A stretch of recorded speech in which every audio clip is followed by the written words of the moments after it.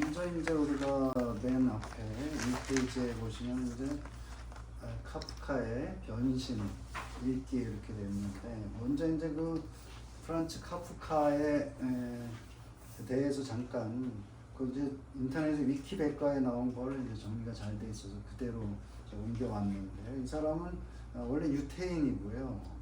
그다음에 이제 지금 이제 체코 프라하에 이제 거기에서 태어나서 거기에서 이제 사실은 이 사람이 그 거기에 있는 대로 이제 보험회사에 취직을 해가지고 다니고, 그러면서 이제 이게 소설 쓰고 이런 거는 이제 퇴근해가지고 한 옆에 그 사진에서 보는 것처럼 이 사람이 굉장히 좀 그 인상이 주는 인상이 좀 날카롭고 약간 이제 우울하다고 그럴까요?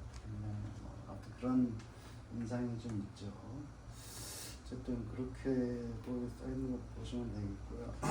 그 다음에 이제 이 변신은 원래 이제 1912년 11월부터 이제 12월에 걸쳐가지고 집필된 걸로 이제 그렇게 나오고 있죠. 이제 그 첫 문장인데, 첫 문장은 그건 제가 번역해 본 건데, 그레고르 잠자는 어느 아침에 뒤숭숭한 꿈들에서 깨어났을 때 자신의 침대에서 거대한 해충으로 바뀌어 있는 자신을 발견했다. 이제 이 사람이 이름이 이제 그레고르 잠자고, 그다음에 어느 아침에 이제 꿈에서 깨어났는데 자신의 침대에서 거대한 해충. 그 해충이라는 것은 여기 갑충이라고도 하고요. 이게 이제 갑옷처럼 그 바퀴벌레 이제 그처럼 이제 있는 갑충이라고도 하고, 또 이제 무슨 벌레라고도 하고, 근데 어쨌든 약간 이제 그 딱딱한 껍질이 있는 이제 그런 벌레로 이제 바뀌었다. 그래서 이제 그렇게 볼 수가 있고, 그래서 이제 여기 그레고르 잠자라는 그 옆에 있는 대로 이제 전승, 첫 번째 전승이라는 거는 이 사람이 이제 어떤 이 그레고르 잠자에 담긴 어떤 이제 그 전에 어떤 이제 인물이 있었느냐 그런 거 잠깐 살펴봤는데, 그럴 가능성. 그레고르 잠자는 이제 그레고르는 깨어 있다는 뜻이고요, 원래는. 그다음에 이제 잠자라는 것은 이제 구약 성경 삼손에서 온 말로 이제 보는 견해가 있는 것이죠. 그래서 이제 그레고르 잠자라는 깨어 있는 삼손. 그래서 삼손이 사실은 이제 이 원래 굉장히 힘이 셌는데 머리를 깎이고서 이제 깨어났을 때 힘이 없어져가지고 이제 그런 얘기가 나오는데, 그러니까 그러니까 잠에서 깨어나가지고 이 사람 힘이 없어져 버렸죠. 마찬가지로 이제 그런 어떤 이제 그레고르 잠자도 잠에서 깨어나니까는 이제 무력한 벌레가 돼 있는 이제 이런 모티브를 이제 이어지는 것이 아닌가. 그리고 또 이제 결국 그 삼손이 나중에 이제 많은 사람들을 또 죽이게 되죠. 그런 것들을 이제 보면은, 그러면서 이제 마지막으로 어떤 희망을 가지게 되고, 여기 책 한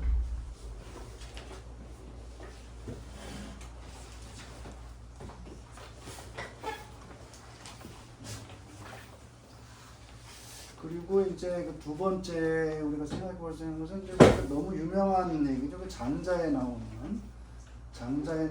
이제 토전몽. 장자가 이제 나비 꿈을 꾼 것이냐, 아니면 꿈에 이제 나비가 장자의 꿈을 꾼 것이냐, 이제 이런 것들. 그 다음에 또 이제 서양 고전에서는 기원 후 8년경에 있는 오비디우스의 변신 이야기라는 그런 이제 변신, 그 얘기 자체, 이 제목이 사실은 같은 거죠. 메타모포시스. 근데 그것과 이제 연관이 있지 않느냐 이런 생각해 볼 수가 있겠고요. 그 다음에 그레고르 잠자는 사실 실질적인 지금 가장이죠. 어머니, 아버지 있고 그다음에 여동생이 있고, 그런데 경제 생활을 하는 것은 이제 그레고르 잠자가 하고 있고, 그 다음에 이 여기 본문에 보게 되면 이제 독일어로 슐트라는 말이 있는데, 이 말은 빚을 뜻하기도 하고 이제 죄라는 뜻을 함께 가지고 있는 거죠. 그래서 이 그레고르 잠자는 아버지가 빚을 져가지고 그 빚을 갚기 위해서 이제 직장 생활을 하고 있는 이런 사람으로 나오거든요. 그런데 이제 그게 아버지의 빚 때문에 이제 이 사람이 그레고르 잠자가 고생한다. 이걸 다른 말로 하면 아버지의 죄 때문에 자기가 대신 고생을 하는. 그래서 이제 메시아의 모습, 어떤 고난받는 메시아의 모습 이런 것들을 이제 그리고 있지 않느냐.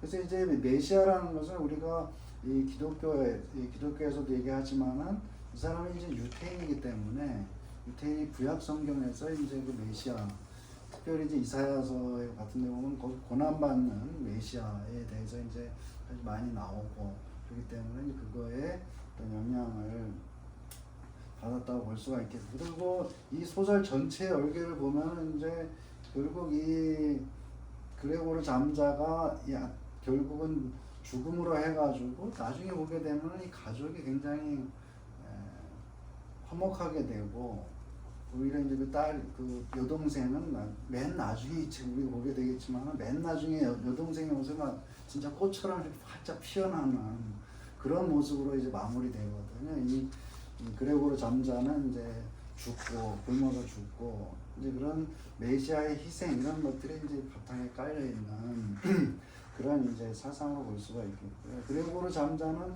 이 소설에서 보면은 외판 사원으로 매우 성실하게 일하고 있는 모습으로 나오죠. 그리고 이제 중요한 것이 이제 방문을 열지 못하는 그런 상태에서 이제 있게 됐죠. 이게 마치 이제 이 방의 구조가, 소설에 나오는 방의 구조가 아무튼 이렇게 연극 무대같이 그런 상상이 되거든요. 이렇게 정면에서 이렇게 보게 되면은 이제 그레고르 잠자 방이 있고 그 뒤로 이제 방이 있는 거고 또 양쪽으로 이제 이렇게 방이 있는 걸로 그렇게 이제 구조가 되어 있어요. 그래서 창문이 있고 그 다음에 양쪽으로 나가는 방문들이 있고 또 저쪽에도 또 방문이 있고 그래가지고 이제 세 개가 지금 문이 세 개가 있는데 거기에 다 이제 이렇게 잠겨 있는 걸로, 그래서 밖에서 들어오고 싶어도 들어오지를 못하고 문을 이제 열쇠공을 불러가지고 이제 문을 열려고 하는데 결국은 이게 이제 안에서 이렇게 열쇠를 꽂아놓게 되면 밖에서 안 열린다는 거예요. 이 문 구조가 이렇게 돼가지고 결국은 이게 이제 이 그레고르가 손이 없으니까 벌레가 됐으니까 이제 입으로 이렇게 그걸 물어가지고 이제 이 열쇠를 이렇게 돌려서 문을 열게 되는데 그런 모습이 이제 굉장히 막 입에 상처를 입고 그러면서 이제 이 열쇠를 결국 돌려가지고 문을 열게 되는데, 그러니까는 이것이 이제 어떤 갇혀있는 열쇠가 꽂혀 있고 스스로 이제 거기 자기를 가두고 있는 이런 모습. 그런데 자기가 이제 열쇠를 어떻게 열어가지고 사람들하고 소통하게 됐는데 결국은 이제 그것이 죽음의 길로 가게 되는 그런 소통의 시작이 곧 이제 죽음의 시작인 이제 그런 것으로 이제 얘기를 하고 있죠. 그리고 이제 이렇게 이제 서로 소통하게 되니까는 이제 그 다음에는 여동생이 이제 그레고르한테 먹이를 갖다 주고 이제 이렇게 하면서 하다가 결국 이제 문제가 또 되는 거는 이제 이 벌레가 이제 계속 그 벽을 이렇게 타고 다니면서 천정으로 이렇게 다니고 이제 벌레니까 그렇게 쭉 다닌단 말이죠. 그런데 엄마하고 여동생하고 이제 그 가구를 치워줘야 되겠다. 그런 이제 계획을 세워가지고 가구를 다 치우는데, 근데 그레고르는 또 생각이 달랐던 거예요. 자기가 이제 그 정든, 그 다음에 자기가 애용하는 그런 것들을 다 치우게 되니까는 그레고르는 뭐라도 하나 자기 걸 지키려고 이제 이 액자 같은 자기가 만들어 놓은 그 액자가 있었는데 그 액자에 이렇게 달라붙어 있게 된단 말이죠. 달라붙어 있는데 이제 그 어머니가 사실 이 그레고르를 제대로 못 봤는데 거기에 액자에 달라붙어 있는 그 그레고르를 보고서 이제 어머니가 기절을 하게 돼요.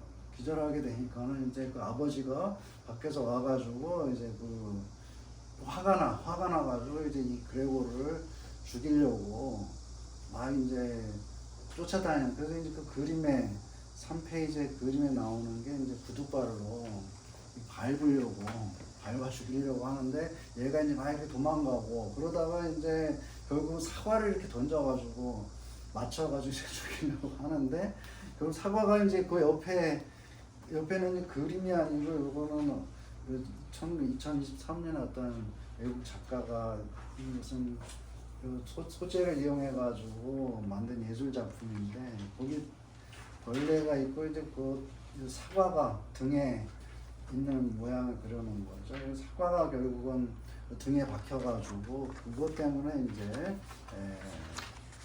죽게 되는 이런 게 되는 거죠.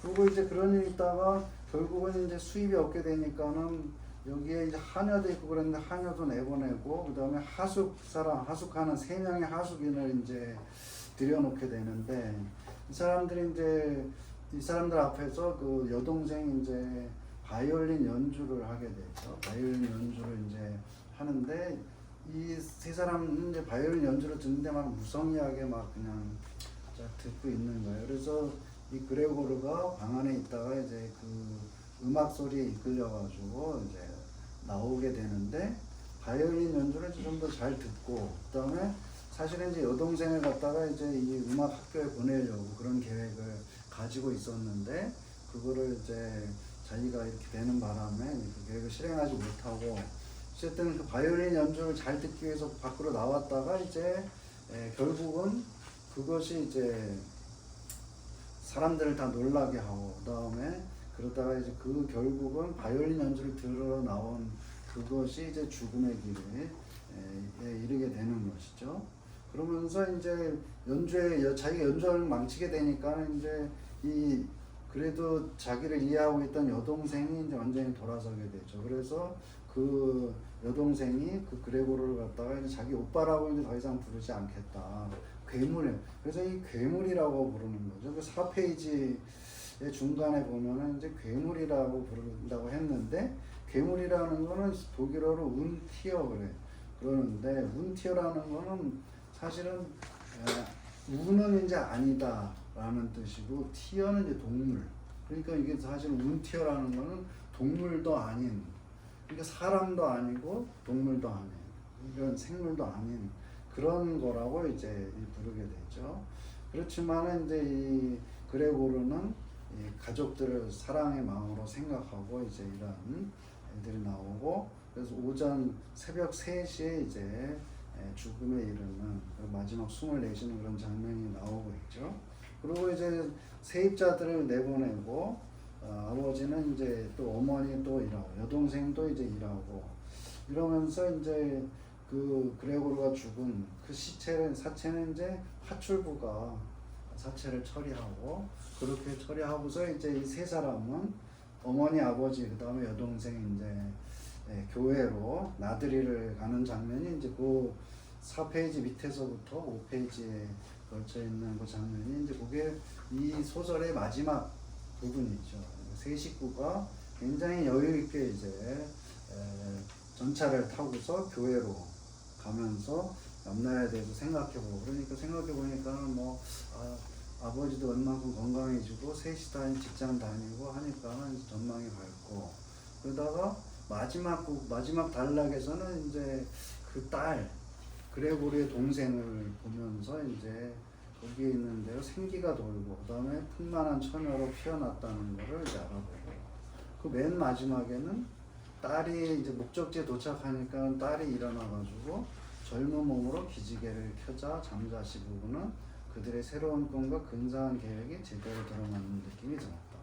그렇게 이제 이 소설이 이렇게 마무리가 되는데 중간에 이제 그레고르 전자의 죽음이 있고 변신했다가 이제 죽게 되고 그 죽음이 결국은 이제 이 가족의 어떤 새로운 삶으로 이어지는 그런 것들이 이제 있겠고 우리가 또 그레고르 전자가 굉장히 그 회사 생활을 성실하게 이렇게 했지만은 이제 여러 가지로 이제 자기의 꿈 이런 것도 이루지 못하고 이제 결국 죽음에 이르게 되는.